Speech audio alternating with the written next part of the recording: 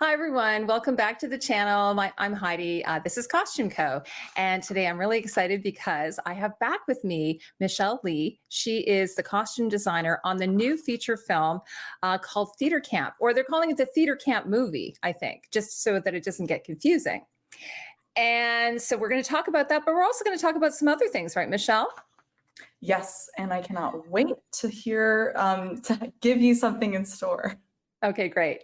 So thank you so much for being here today, as always. I always enjoy chatting with you. I just did a little thing on Instagram about it. Like I'm like, always a delight to chat with you. So thank you for joining me today. Of course. So the first thing we're going to talk about is, like, I know we did this in our other video when we were talking about Shiva Baby, but do you want to tell me a little bit about yourself? Like if people don't know who you are and how you got into costume design. Sure thing. So my journey with costume design started, I would say if we want to go all the way back to theater, since we're talking about theater camp, it's very topical. I was involved in backstage theater when I was in middle school and high school, and I thought I was going to pursue scenic design. And so when I applied to colleges, I applied to Carnegie Mellon, and I ended up studying there for their drama program. But in a turn of events, I actually ended up declaring as a costume designer because I found that it really encompassed all the elements that I really loved about theater and fine art, especially. I loved working with the characters and the directors and painting and drawing. And so costume design started with my studies over at school. That's great. We have so much in common, by the way, it sounds like. I think we've noted that before. So, well, then how did you get involved in the new movie Theater Camp? I was going to call it Band Camp. Oops. How did you get Oh, involved in Theater Camp? I got involved in theater camp in one of two ways, actually. So my agents sent me the script for theater camp, and I, of course, read it, and I immediately told them, I called them, and I was like, I have to design this movie. It's so funny. And there's so many aspects of it that I relate to having gone to theater school. It was only afterwards, after reading the script and kind of looking up who was involved, that Molly Gordon, I realized, was my connection into the movie because she was also in Shiva Baby. And so I had worked with her on Shiva Baby. Of course, she was an actress in that movie. This time she was coming back as an actress and a director and a writer. And so we knew we had that connection in common. And once I reached out to her and she reached out to me and we connected for a meeting, it was kind of a match made in heaven. That's amazing when you can reconnect with people that you work really well with and that you enjoy working with. So, and I thought she looked familiar. I was like, I thought she looked familiar. So that makes sense then. So now I was telling you, I've never personally gone to theater camp, but when I was in high school, I went to music camp. I went to International Peace Gardens music camp for 2 weeks. And I think now, from your background, you've had similar experiences. Do you want to tell me a little bit about that and what you drew on to be inspired by this show that you designed? So I've never been to theater camp, but my close experience was a theater festival called Williamstown Theater Festival. So I was a costume design intern. I believe it was in the summer of 2017, either 2016 or 2017. I was a costume design intern there, and I really felt like I was able to pull a lot of those character references, not only for the techies, but also the kind of professors and the teachers that you encounter because of how everyone takes their craft so seriously. And of course, at these sort of theater festivals, and I'm sure it also applies to theater camp as well, the majority of the students and the kids who go there are like between the ages of like elementary aged kids to high school aged kids, but everyone is held to the same esteem as an adult. And so I was able to kind of poke fun and highlight a lot of those experiences with the students that I met also in these programs. Did you have any pictures from that time, like that you were able to go comb over, like, oh, I'm going to, go back and look at, like, for instance, I went to German camp, which is like, because I took German in high school or middle school. So I went to German camp and I have pictures from my time there with all of my friends. And, so it's sort of funny looking back at the clothes we used to wear. Were you able to do that at all? Oh my gosh, yeah. I mean, you should have seen the pitch deck that I put together when I was interviewing for the film, because I had scoured through like all of my old Facebook photos from high school, from college, and we had run crew in college for our productions. And so there are like so many pictures of me, all of my friends dressed in theater blacks, tech blacks, working away in the wood shop and operating heavy machinery and like doing a bunch of theater related backstage activities in which I'm so grateful for that we had all the pictures from. Of course, at the time we are like, oh yeah, like it's 10 p.m. and we are pulling scenery onto stage, or like we're trying to get these actors into costume, like let's take some backstage BTS photos. But I had no idea that it was going to be able to come in handy for me as a costume designer down the road, because I was using those images as firsthand research that influenced a big part of my design. So is there any one of your older friends or, that will look at the movie and be like, "Wait a second, that looks sort of like me." Or did you Potentially, sort of change it up a potentially. little bit so it wasn't so obvious? Yeah, I mean, I feel like the great thing about theater camp is we, on purpose, I designed these archetypes, right? And so no matter whether you went to the same program as myself or not, whether you studied it in college or if you were doing it recreationally in community theater, you will be able to see the archetypes of these characters through the costume design, and they're recognizable. And I think that is really also the incredibly special and niche part that we're trying to target for our audience, because this is really a movie that is a love letter to theater, a love letter to growing up and like going outside of your comfort zone in theater, and in general trying things that you've never had the gall to do before, or just because you wanted to have a little bit of fun. Yeah, and I think I saw in your notes that the show or the producers also, obviously in the script had probably had some ideas of what some of these characters, how they wanted to look. And you were collaborative with them on that, I gather.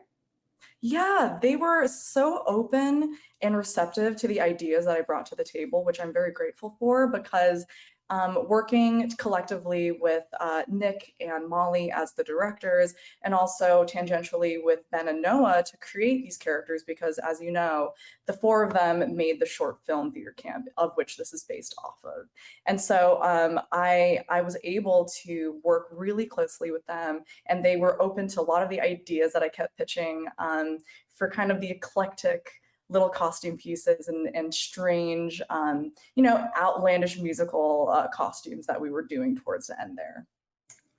So, one of the things I was curious about, because there's just so many hilarious moments in this movie and like zingers and one liners. And like, how did you stop yourself? Like, you probably were on set quite a bit, I'm assuming. How did you guys like keep it together when you were making this movie? Or were you It was guys so like, did you have hard. to like do It, multiple takes? What happened there? so the ethos that the film team kind of went into this with, and I've seen interviews where the directors are kind of touching upon this very note as well, is that when we first started the project, we were kind of given what they were calling a script mint. It was kind of written, but there were lots of paragraphs about like the action of the scene, because as you know, about 90% of the film is improvised.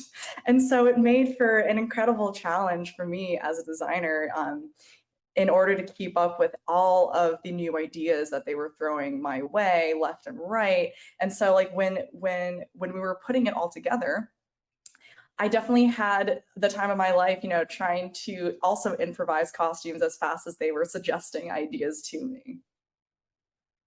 Yeah. So would you keep like some things on a rack? Just, I'm going to keep a few things on hand just in case something comes up and I need to sort of act quickly. Yes, yes. So my assistant costume designer, Jake Poser, was really instrumental in a lot of this process, because we would be having fittings with the kids, and it was my first time working with a cast of almost all minors. And so when you're working with minors, there's a lot of labor laws around that. They can only work 8 hours a day. And out of those 8 hours, 3 of them have to go towards schooling or recreation and rest and lunch. And so in actuality, when they're actually on set, we can only be working with them for 5 hours total. And so that amount of time encompasses their costume fittings. It encompasses them in front of the camera. It encompasses them during rehearsals. And so oftentimes, both me and my assistant costume designer would have to be doing simultaneous fittings. And so we would keep a rack right outside of our fitting room, in between the 2 fitting rooms, and kind of like be flying in and out of the rooms. And like when he would be finished fitting one person, I would, leave the other fitting room for a little bit, go into the one that he was working in, kind of take a review, make a couple of adjustments, and then come back into my own fitting room. And so we had to keep a rack outside because we were also working with the actors in a way where we wanted them to throw out ideas and also improvise in that kind of manner. And so we had to accumulate a certain amount of stock in order for that to happen. How many kids were on the show? Like, I know, like, it was it 50-50 adults to kids, or 25 to 75? Like, what do you think percent? Let me think. Looks like a lot. Yeah, I mean, our core group of campers are all children. Like, I would say, I think the oldest kid who was a camper was 17 in real life. But I would say, like, the average age for our campers were probably between the ages of like 8 and 12, maybe 13. And off the top of my head, I would give a estimated, there were probably like 12 or 13 children, and then maybe like 5 or 6 counselor adults. And of course, we also had our slew of like day players and like background actors, of which many of them were also children. And so I think if you like want to break it down, maybe 50-50, it is a really good mix of kids and adults, but our core cast were children. Wow. And now that was your first time working with children? Yeah, Is it true what they say about not working with children and dogs? Or animals, I should say? Yeah, I mean, here's the thing that I learned. It's like when you're working with kids, you have to have a smile on your face no matter what's happening, right? Because kids can pick up on that kind of energy in such a quick manner. So say you're having a really stressful morning, or something isn't going right or according to plan, say like a shipment for something you needed yesterday is delayed.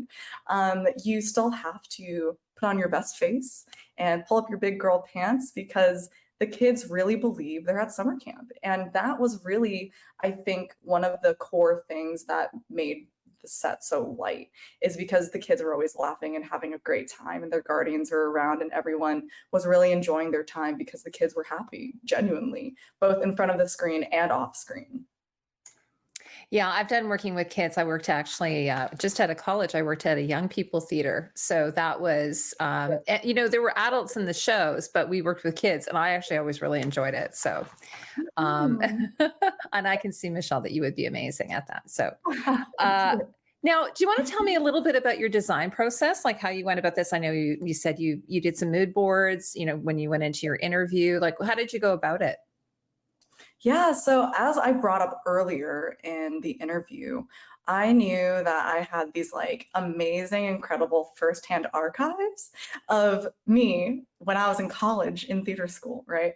And so I kind of went on a really, really deep rabbit hole of looking at Facebook pictures of like from my school, from my friends who went to theater school, from their friends who went to theater school.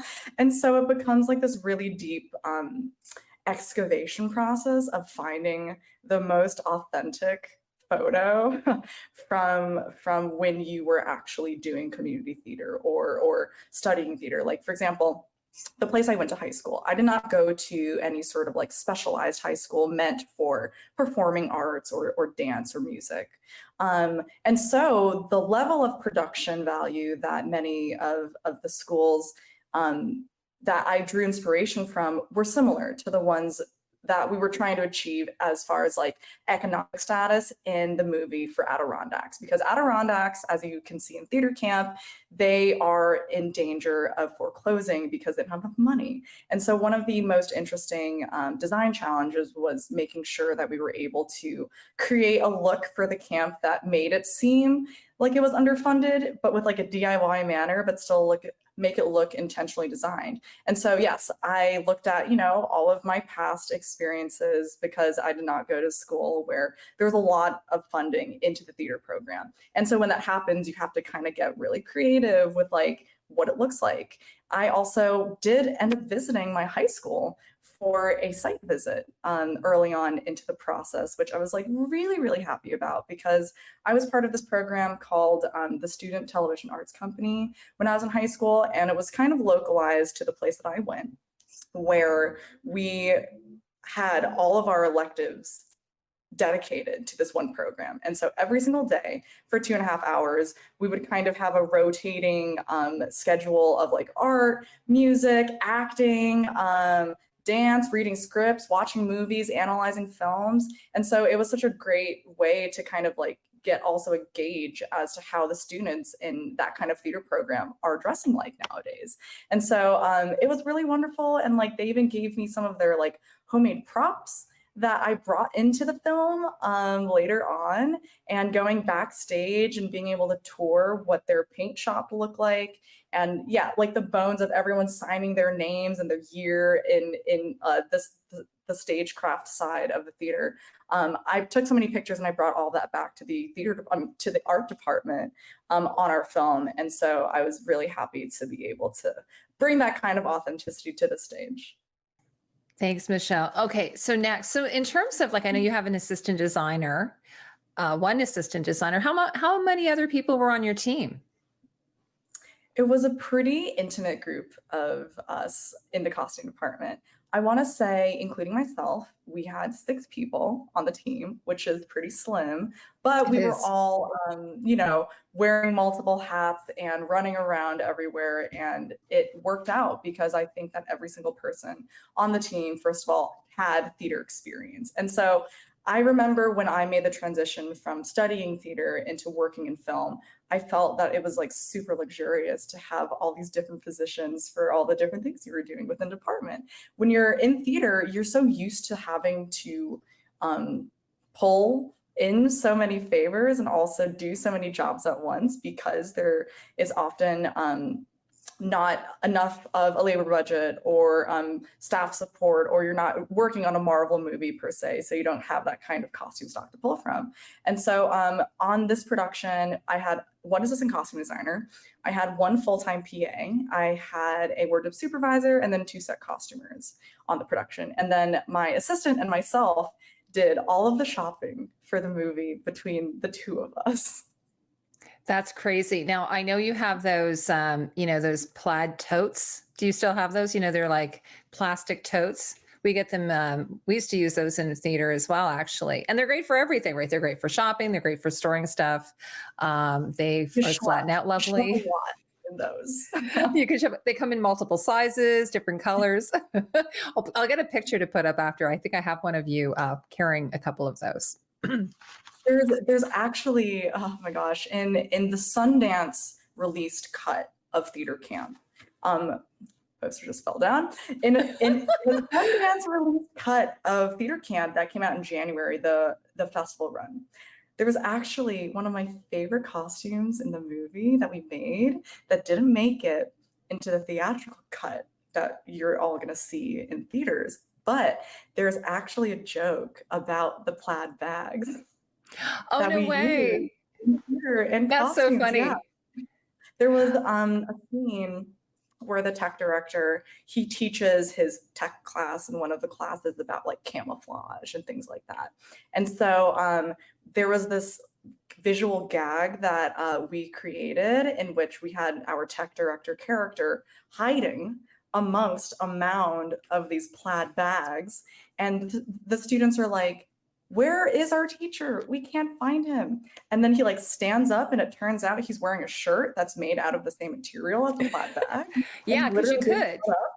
Yeah. we like put up and made made a button Yeah. down shirt with a plaid bag in order to make that gag happen. And That's hilarious. You could, yeah, because you could sew it if you have a good enough needle.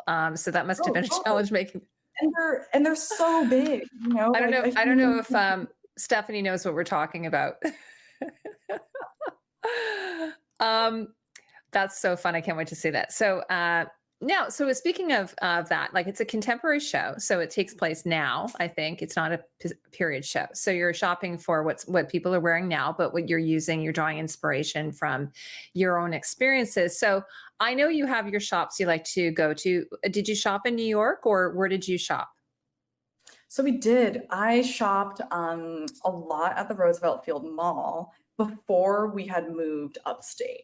So when we were still prepping downstate in the city, we were shopping at some places in Manhattan, and I was doing runs out to Long Island because one of the things I like to do is if you don't have a lot of time, right? Say you have to hit a bunch of different stores in a really short frame, you can't afford to waste 2 hours sitting in traffic, and so you go to the mall. So I went to the mall for a lot of that, but when we moved upstate, of course, the options were a little bit more limited as far as to what kind of stores we had access to. But overall, we wanted to stay pretty true to the documentary aspect of the film since it is a mockumentary. And so we shopped where a lot of regular kids shop. We went to the Children's Place, Target, JCPenney, Walmart. Target really came through with a lot of great children's clothing. But for some of the more elevated looks for the adults, for example, for Rebecca Diane, a lot of her clothing and inspiration that fit the bill came from brands like Anthropologie and Free People. Yeah, and were you able to tap into online? Like, did you find that, like, because you can kind of shop at any time during the day? I know a lot of designers have been talking to, they like, oh my God, I love online shopping. It ships, Oh yeah, almost online overnight. because you can like click, click, click, click, click, click, click, and it took Yeah, what 10 minutes and like yeah. all of the options. And also the thing with online shopping is access to sizes, right? I think one of the things that people don't think about unless you work in costumes is one of the challenges of in-person shopping is so often you don't have the size you're looking for. And so you have to go online. And so like you could spend all this time finding the right shirt and the right piece in person just to realize it doesn't come in the size that you need it to come in. And so oftentimes if we need to be purchasing multiples of costumes, luckily none of that needed to happen for theater camp, but multiples and range of sizing is great. And also buying shoes is great online Oh, because shoes. Yeah, for sure. 20 shoe boxes Oh my is such gosh. Yeah. Now what about accessories? Like, how was that? That must have been really fun to do accessories. Yeah, I actually do a lot of accessory shopping in person. And two of my favorite accessories in the film actually belong to Rebecca Diane, which is played by Molly Gordon, and Amos Klobuchar, which is played by Ben Platt. And they actually have matching friendship bracelets that we got custom made. So That's so Amos's cute. is wearing like a braided camp bracelet that says that says her nickname, which is Bexti. And then Rebecca Diane is wearing a braided friendship bracelet that says Amos. Because in the context of the story, they have both been coming to this camp for 11 years and they're best friends. Well, that sort of ties into like, what are some of your favorite characters that you really enjoy costuming in the show? So I will talk about two of my favorite characters. I'll talk about Gigi, the costume designer within the movie first, because Gigi's character, when I was reading the script, right, of course, everyone has kind of this meta image of like, what does a costume designer look like, right? And so for me, as the costume designer, trying to create this sort of, opportunity to make his costume feel a bit more tongue in cheek, it was really, really fun because I thought about, okay, what are some stereotypes of like what costume designers look like? And maybe they're wearing like really loud patterns or like clashing colors. And I thought that was great because I do that in my normal life. And I'm like, okay, I can bring those elements into his character. For Gigi's character, I also really wanted to play with transcending heteronormative ways of dressing because within theater in general, there's such it is such a great haven for people who are queer and who identify as part of the LGBTQ plus community. And so I really wanted to give a nod to people who don't conform to the regular ways of how people might dress. And so we see our character mixing and matching. You know, he's seen in a skirt and maybe like a little neckerchief. And I think like wearing clothing that makes a character look like they feel good in it is kind of the first and foremost most important task for me as a costume designer, because I think like the character, since he is also trying to figure out, okay, how is everyone else supposed to be dressing? It's important that he also comes off as like this confident character who kind of understands what he's wearing, even though at surface level, it doesn't necessarily look like everything matches. I also really wanted to incorporate some elements of like supporting the local designers who I know in my real life that I support and buy their, you know, up and coming clothing from their labels. And so actually the main costume that we see Gigi wear that is also pictured on the promotional poster for theater camp, it is actually by a dear friend of mine who I went to college with and who's also a costume designer. And he hand paints all of the clothing, the patterns that he's wearing. And so I made sure to like support his business and buy a couple of pieces from him to also include in the movie that Gigi is also wearing. My second character I wanted to talk about is Amos for Ben Platt.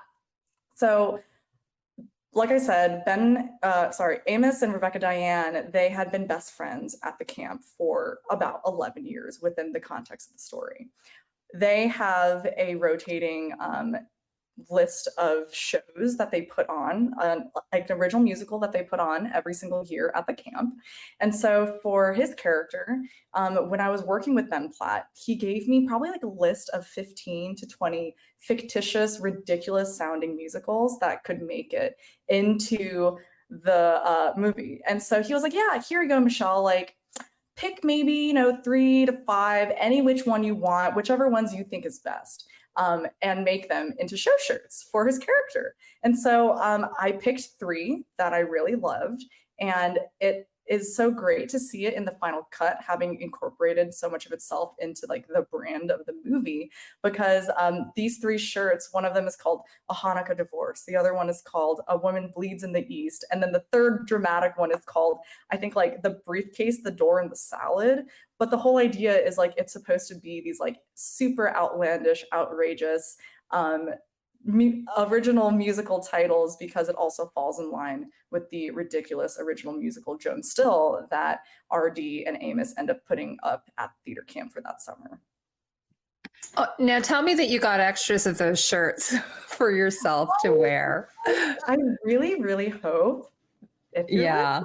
I hope that they end up being made as like official movie merch. That would be so fun.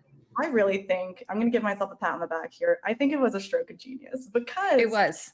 Because, you know, if you have ever done high school theater, middle school theater, part of the fun of participating in a show is the tradition of getting a show shirt.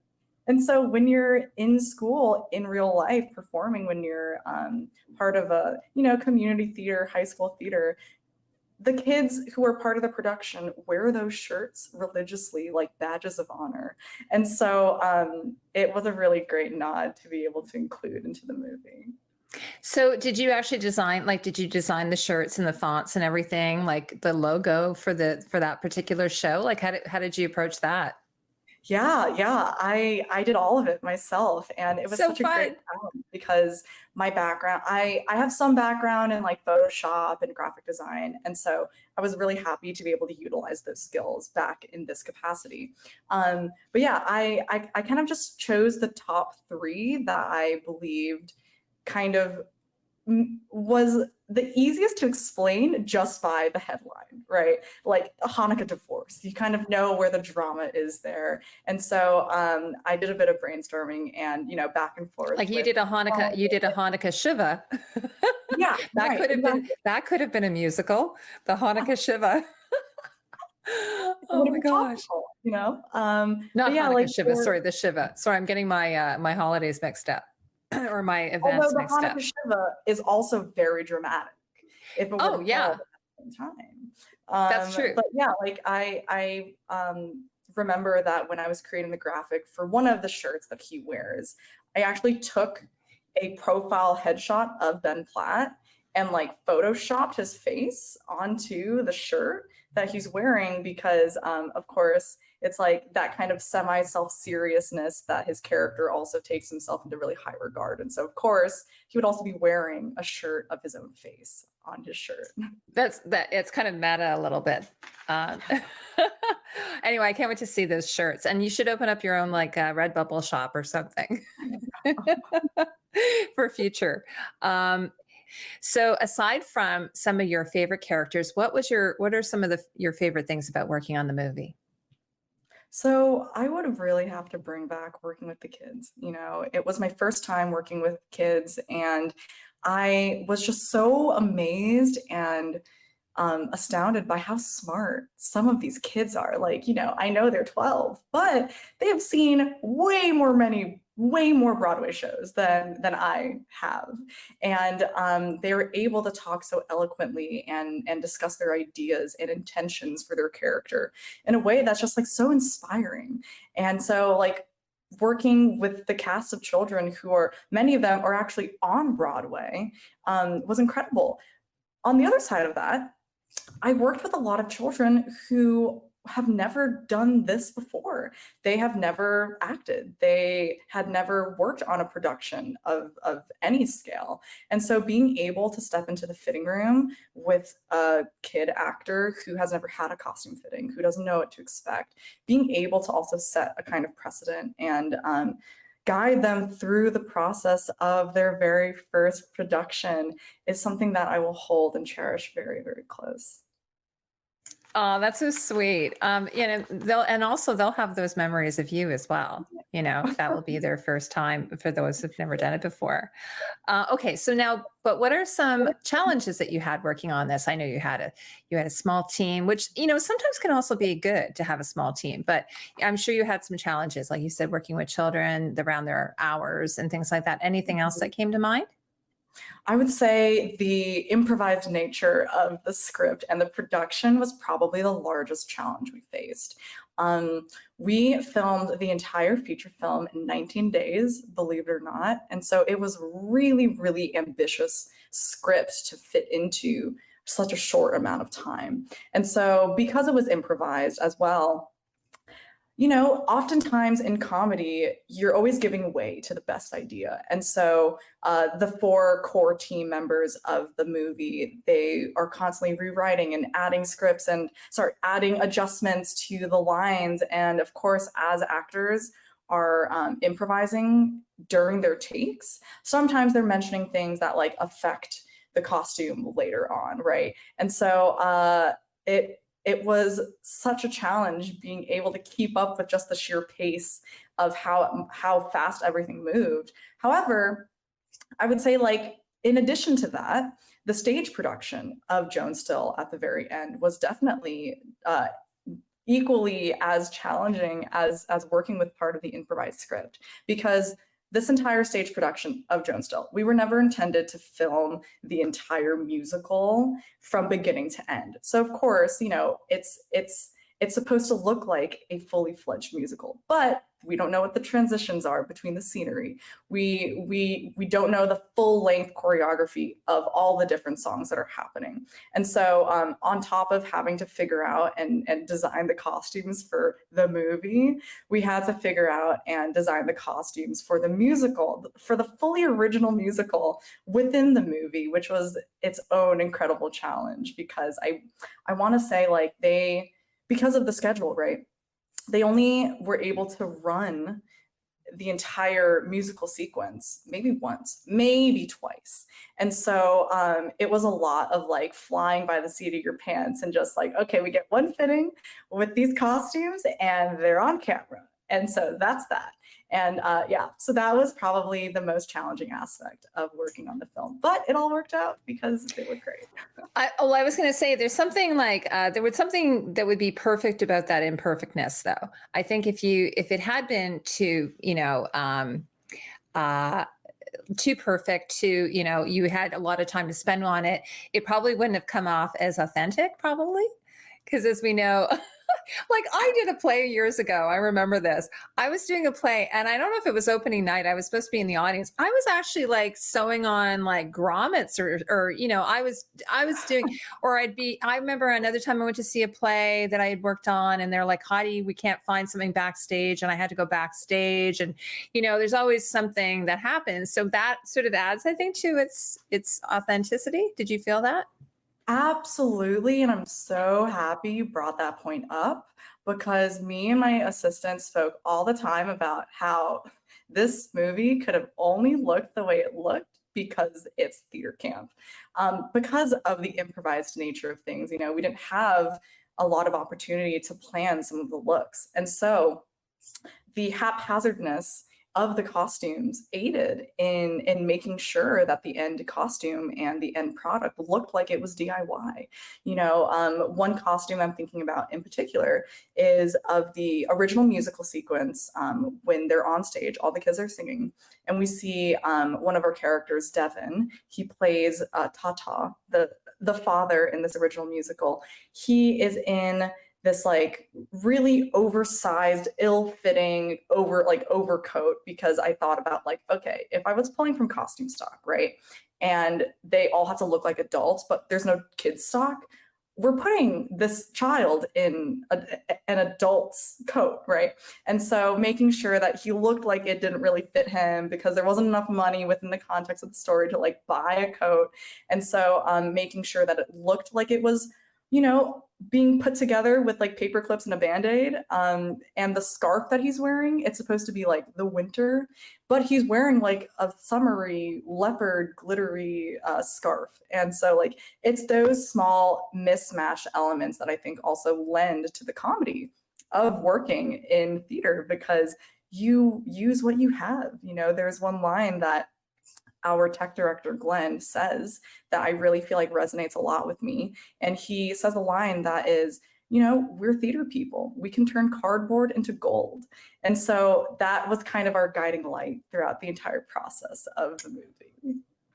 Yeah, actually, I did an interview with Helen Wong. I don't know if you know her, but she did actually. I did an interview about her this movie, but Station 11. There's like a play within a play, and it has the same thing where everything is like cobbled together and just arts and crafts. Just sort of they're just making things out of found objects, and so I always love that. I love that authenticity. I think sometimes otherwise, if it was more heavy-handed, it wouldn't have that feeling. It wouldn't have that, and I know that we did that. And sometimes, you probably have had these moments where you're like, oh my God, like we did this for $10. How? Like it's sort of crazy. Do you know the expression beg, borrow, steal? Do you know that expression from theater? No, I don't. It might be a Canadian term. So that's what we used to do. We would beg, you say you call in favors, borrow, you borrow things, and then steal is you just kind of you beg for forgiveness. So you'll not from a store, don't get me wrong, but like from family members. Like I would steal things from your own stash. Really yeah, like I got in trouble one time because my boyfriend went to see a show I had done, and he was like, "Wait a second, those are my glasses." I borrowed a yarmulke from my stepmother for a play I did, and actually I still have it. Like I never gave it back because then I felt so bad because then I'm like, now I've had it for so long, I don't know how to give it back to her. So sometimes you just have to do things like that, right? It's terrible. Hopefully she's not watching this. Yeah, I mean, I think, and I really agree with your point of like so much ingenuity can come from having limited resources, right? Mm-hmm. Like I remember part of what we were doing because we didn't have enough resources, we were making costumes out of like painted plastic shopping bags, and it was perfect for what we needed it to be. And it was fun because I love doing arts and crafts, and so it was labor intensive, but it was really, really enjoyable. And I think it added that additional layer of like found objectness as you were just mentioning. I wouldn't be surprised actually if you see someone going to Comic-Con in that outfit. Maybe they'll even have all the bags around them, they'll have. That would be so fun, wouldn't it? Or your t-shirts. I bet you, I can imagine people going to Comic-Con dressed in these outfits. I would be so surprised and yeah, pleasantly shocked. No, I think it will happen. So before we wrap up, I just want to, I know you have some other projects that you're working on. And, because when I first met you, you've done Shiva Baby. You've done quite a few other things since then. Do you want to just tell us a little bit about some of the other things that you're doing? Sure. So, as you all know, Theater Camp is out. I can't wait for y'all to see that.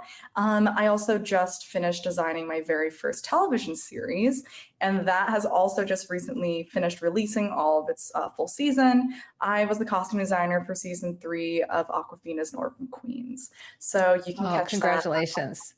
or streaming. Thank you. Yeah. Oh, sorry, what network is that on?